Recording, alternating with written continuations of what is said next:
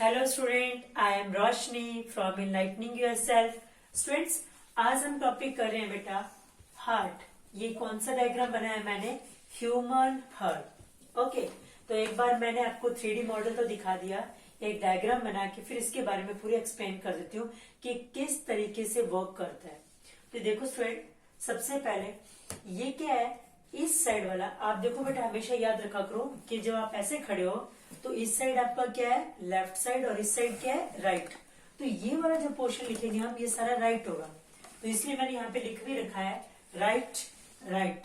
Okay, तो देखो बेटा, ये क्या है, सबसे पहले ये ह्यूमन हार्ट को हमने दो पार्ट्स में डिवाइड कर दिया। टू पार्ट्स में किसने, ये पार्टीशन जो बीच में आ रही है सेपरेट होके, इसको हम क्या बोलते हैं, सेप्टम। क्या बोलते हैं, सेप्टम। अब ये साइड जो हो गया ये राइट, और दिस साइड कौन से हो गया बेटा, ये लेफ्ट साइड है। अब राइट साइड में भी अगेन अपर चैम्बर और लोअर चैम्बर, लेफ्ट में भी क्या आ जाएगा, अपर चैम्बर और लोअर चैम्बर। तो कितने चैम्बर्स हो गए ह्यूमन हार्ट, 4 चैम्बर्स है। ऊपर वाले राइट और लेफ्ट दोनों चैम्बर्स को हम बोलते हैं इकट्ठा एट्रियम, और सिंगुलर में एक को हम क्या बोलेंगे, एट्रियम। ये राइट एट्रियम, ये लेफ्ट एट्रियम। नीचे वाले दोनों चैम्बर्स को हम बोलते हैं बेटा वेंट्रिकल्स। ये राइट वेंट्रिकल, ये लेफ्ट वेंट्रिकल्स। और मैंने बताया था हार्ट में कौन सी मसल्स होती है, कार्डिक मसल्स, जो विदाउट फैटिक मीन्स बिना थके हुए लाइफ लॉन्ग तक काम करती रहती है।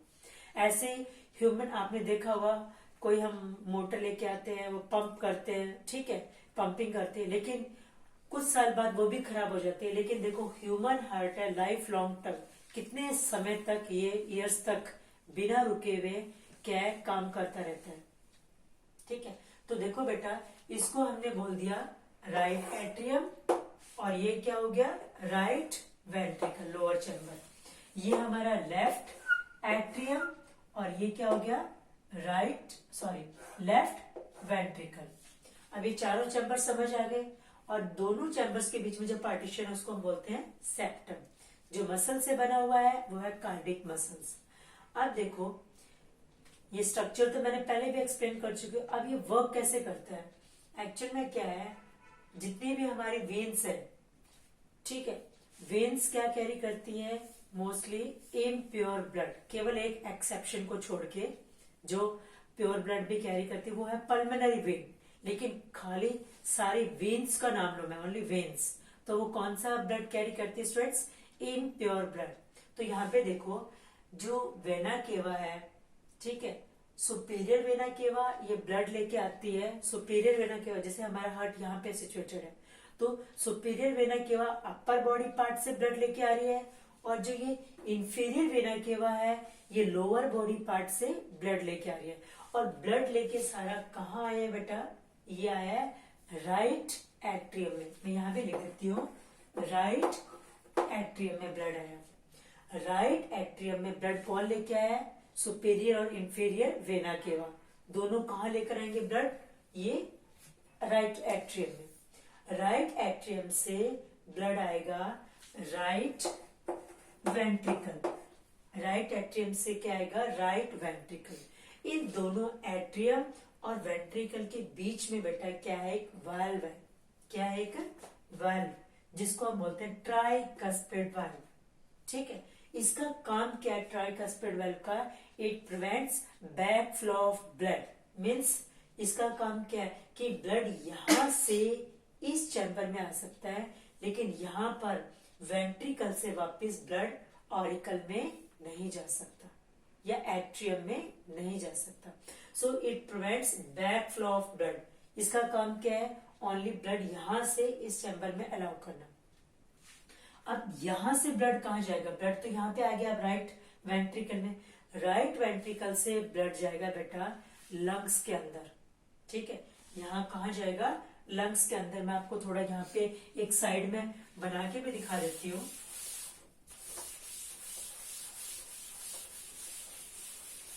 यहाँ पे मैंने क्या, ये ह्यूमन हार्ट हो गया, साथ साथ में इसका डायग्राम, ये इसके चारों चैम्बर्स हो गए। पहले ब्लड कहाँ आया, राइट एट्रियम, फिर राइट वेंट्रिकल, फिर लेफ्ट एट्रियम, लेफ्ट वेंट्रिकल। अब देखो यहां से ब्लड राइट एट्रियम में आ गया, फिर राइट वेंट्रिकल में आ गया। राइट वेंट्रिकल से ब्लड कहाँ गया? लंग्स के अंदर। कहाँ गया स्टूडेंट्स? लंग्स। चाहे आप यहाँ पे लंग्स का डायग्राम भी बना सकते हो, ठीक है, इस तरीके से। तो ब्लड कहाँ गया बेटा? यहां से लंग्स के अंदर। ये क्या है दोनों? लंग्स। तो यहां से राइट वेंट्रिकल से ब्लड कहाँ गया? लंग्स में। सो राइट वेंट्रिकल से ब्लड गया लंग्स में। लंग्स में कौन लेके गया राइट वेंट्रिकल से ब्लड? वो होता है बेटा पल्मोनरी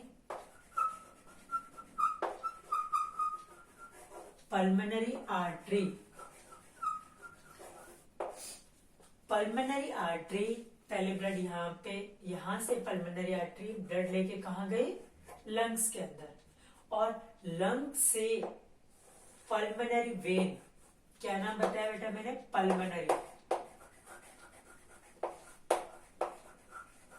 पल्मोनरी वेन।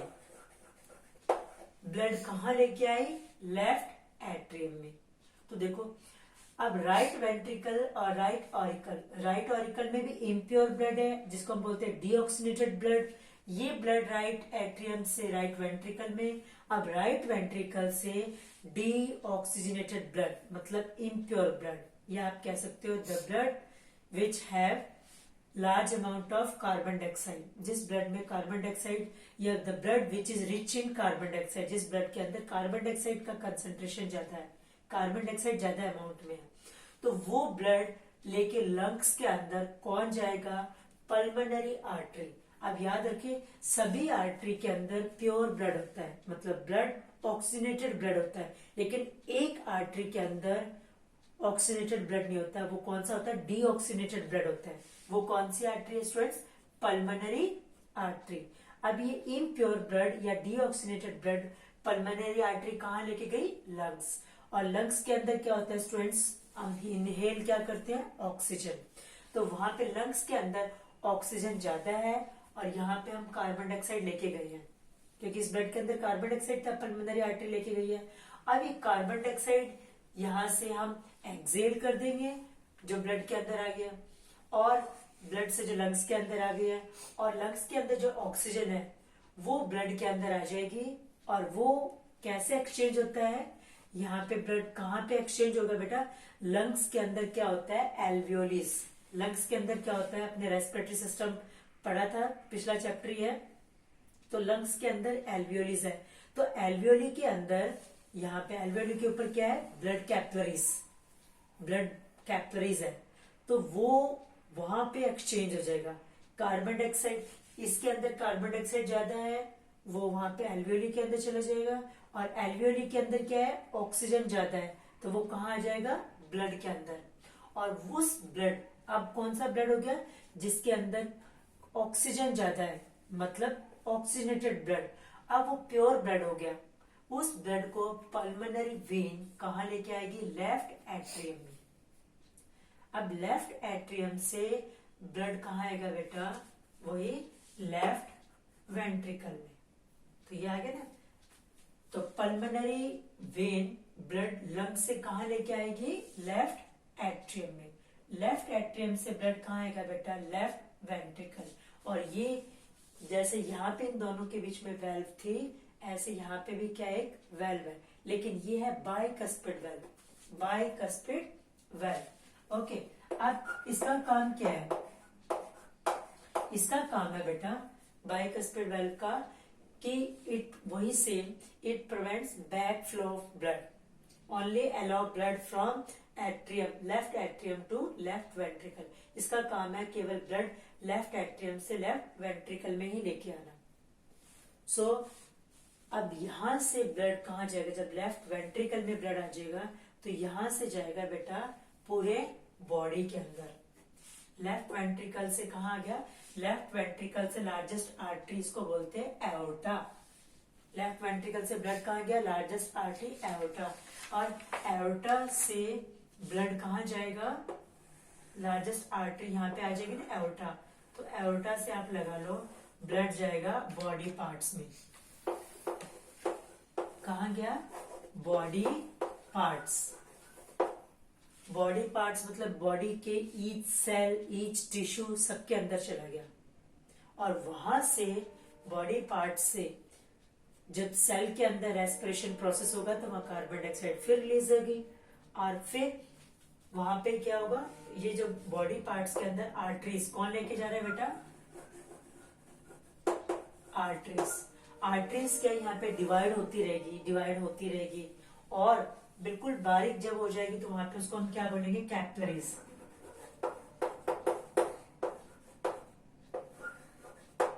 कैपिलरीज, ठीक है। और कैपिलरीज फिर क्या है? ज्वाइन होती जाएगी, और ये कैपिलरीज फिर ब्लड कहाँ लेके जाएगी?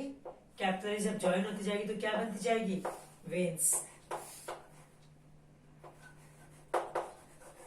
कैपिलरीज फिर टुगेदर ज्वाइन होगी, क्या बन जाएगी? वेन्स। और फिर लार्ज वेन बन जाएगी जिसको हम बोलते हैं सुपीरियर और इंफीरियर वेना केवा।